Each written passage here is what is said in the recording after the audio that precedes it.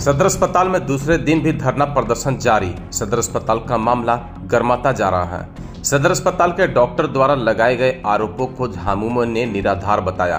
बीते 2 दिनों से गढ़वा सदर अस्पताल का माहौल तनावपूर्ण है। डॉक्टरों ने दोषियों के ऊपर कार्रवाई की मांग की है। अस्पताल के डॉक्टर धरना प्रदर्शन पर बैठ गए हैं। इसका असर गढ़वा जिला के सभी सरकारी और निजी अस्पतालों में देखने को मिल रहा है। ग्रामीण क्षेत्रों से आए लोगों को भारी परेशानी का सामना उठाना पड़ रहा है। हालांकि इमरजेंसी सेवा अस्पताल में दी जा रही है। इस मामले में झामुमो के द्वारा प्रेस वार्ता आयोजित की गई।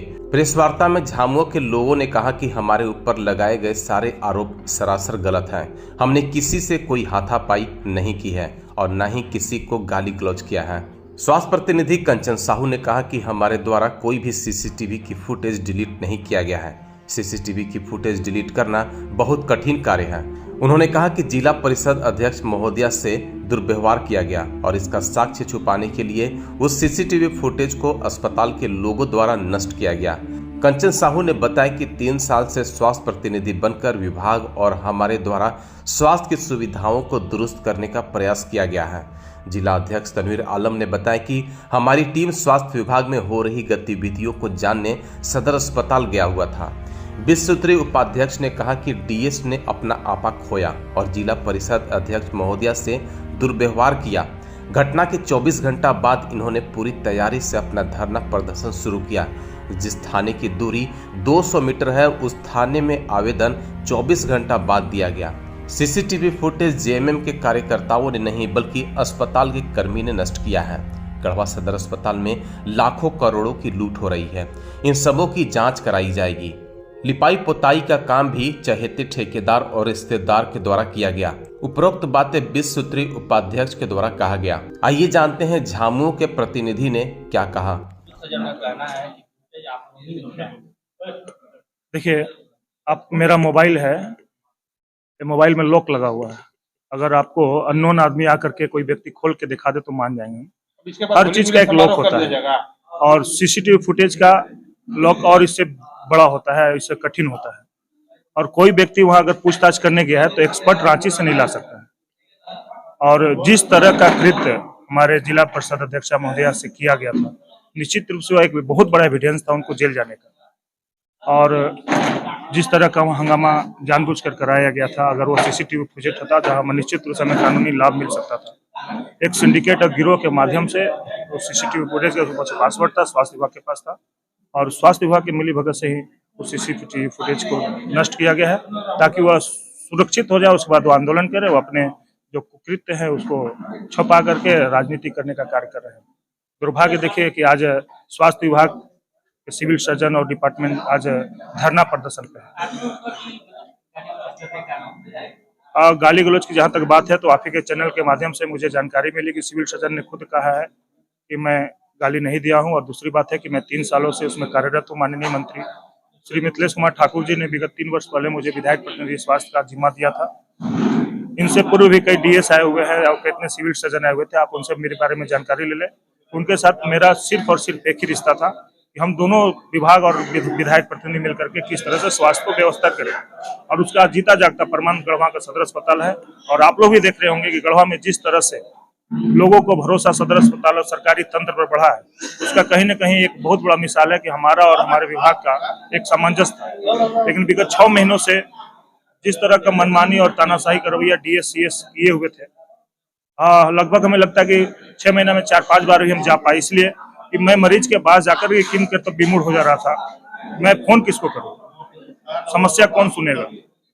बोलने का तरीका, मरीजों के साथ उनका व्यवहार बहुत ही बुरा था और यह चीज हम बर्दाश्त नहीं कर पा रहे थे कि हमारे ही शहर में हमारे ही लोगों के बीच हमारे ही लोगों के द्वारा इस तरह का व्यवहार लोग कोई कर रहा हो, उसको सहन करें, इसका संभव नहीं था।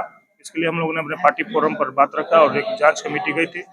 जांच की कमेटी में बहुत सारे बात खुल गए और उसके ऊपर आपा खोल दिया गया और जो कार्य हुआ आज आप हमारे जिलाध्यक्ष के द्वारा आपको पता चला। कोई मामला नहीं है, मामला एकदम निराधार है। सवाल पूछने पर कि डंडा में इतना बड़ा दवा कैसे फेंका गया, बात सीएस से कर रहे थे, लेकिन डीएस वहां धमक गए कि हम लोगों को कोई पता नहीं, हम लोग फेंके हैं। बात जब दवा की बात आई है, सरकारी हॉस्पिटल की बात है, तो सीएस का जो बात होता है सीएस से पूछे, और इनको लगा कि अब हमारे लोगों को जांच हो जाएगा, हम लोगों को जो करतूत है अब सारे लोग जानते हैं कि सीएस अनिल सिंह जैसे ही पदभार ग्रहण किए थे विवाद में हो गए थे, सारे डॉक्टर इनके विरुद्ध खड़ा हो गया था, लिख करके दिया था डीसी को, धरना पर बैठने गए, ही करेंगे। लेकिन आज जब हम लोगों ने इनसे पूछने गया इस तरह का बात क्यों हो रहा है, कहाँ के लोग ला करके यहाँ काम करते हैं, अगर हॉस्पिटल रंगाई पताई का भी काम हो तो डाल्टनगंज से लोग आएंगे, गढ़वा में क्या लोग नहीं है? इस बात को पूछने पर सोचे कि हमारी बात को हमसे ध्यान रहे, हम लोग वैसे आदमी नहीं है, हम लोग एक सोशल वर्कर हैं, झारखंड मुक्ति मोर्चा सेक्युलर पार्टी की राजनीति करता है। भगवान को हम डॉक्टर को भगवान के बाद दूसरा रूप हम लोग मानते हैं कि अगर जिंदगी एक बार भगवान देती है, दूसरा बार जिंदगी डॉक्टर लोग बचाते हैं। लेकिन इन लोग बराबर विवाद में रहता है और अपनी काला करतूत को छुपाने के लिए इस तरह का ड्रामा रच रहा है, हड़ताल कर रहा है लोग कि हम लोगों से लोग डर जाए, झारखंड मुक्ति मोर्चा के लोग हम लोगों से कोई क्वेश्चन न करे, हमारी जांच न करावे, तो ऐसे गिरधर भपकी से झारखंड मुक्ति मोर्चा डरने वाली नहीं है। हम इनकी बात को जो कल्ला चिट्ठी है हम ऊपर इनके स्वास्थ्य मंत्री को, मुख्य सचिव को, मुख्यमंत्री को लिखेंगे और इनके जो काला करतूत है उसका जांच कराएंगे। लड़ाई के नौबत कल आप ही लोग के माध्यम से, मीडिया के माध्यम से ही पता चला कि स्वास्थ्य विभाग में सीएस अनिल सिंह जी की अध्यक्षता में लोग धरना प्रदर्शन में बैठे हुए हैं। स्वास्थ्य हम लोग किसी भी स्तर से मारपीट और गाली गलौज का कोई स्थान लोकतंत्र में नहीं है। सीधा सीधी मनगढ़ंत आरोप है। हमारे जिला परिषद के अध्यक्षा वहां पर गई हुई थी और वार्तालाप कर रही थी सीएस और डीएस से, और कुछ ऐसा मामला था जो सरकारी योजना का लाभ किस तरह से दिया जाता है, कहाँ कहाँ दे रहे हैं, पूछने पर डीएस अवधेश सिंह आपे से बाहर हो गए, आपा अपना खो दिए और मैडम के साथ मिसबिहेव किए। झारखंड मुक्ति मोर्चा के सभी लोगों को सूचना हुई, हम लोग भी 5-10 लोग वहां पर गए और देखे कि भाई क्या मामला है, बीच बचा हुआ। वो लोग भी बताया कि ऐसा कोई मामला नहीं, चलिए ये सब चीज होते रहता है। और उसके बाद इन लोगों को लगा, डर हो गया कि इन लोग अब झारखंड मुक्ति मोर्चा के लोग, सरकार के लोग, हम लोग तीनों का षड्यंत्र जो चल रहा है, इतना बड़ा जो घोटाला चल रहा है, राज्य सरकार और केंद्र सरकार का आवंटन का पैसा कोई लोग मनमानी जो काम कर रहे हैं, इसका कोई माई बाप नहीं है। अब इनकी जांच हो जाएगी। तो ये अपना डर छुपाने के लिए, अपना काला चिट्ठा को छुपाने के लिए इन लोगों ने रात भर प्री प्लानिंग करके और ये कल धरना प्रदर्शन का इन लोगों ने आयोजन किया। क्योंकि घटना जिस समय हुई थी उसी समय इन लोगों को एफआईआर करना चाहिए था कि हमारे साथ मामूली लिंचिंग हो रही थी, हमको जान से मारने का धमकी दिया जा रहा है, मेरा गला काटा जा रहा है, और ये 24 घंटा के बाद गढ़वा थाना में आके एफआईआर करते, जबकि गढ़वा थाना और हॉस्पिटल की दूरी 200 मीटर की होती है।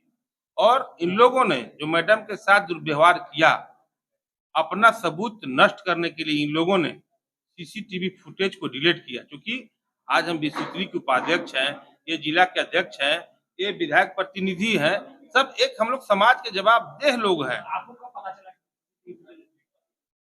हमको पता चला इन लोग के भाषा से, इन लोग ने बताया कि सीसीटीवी फुटेज।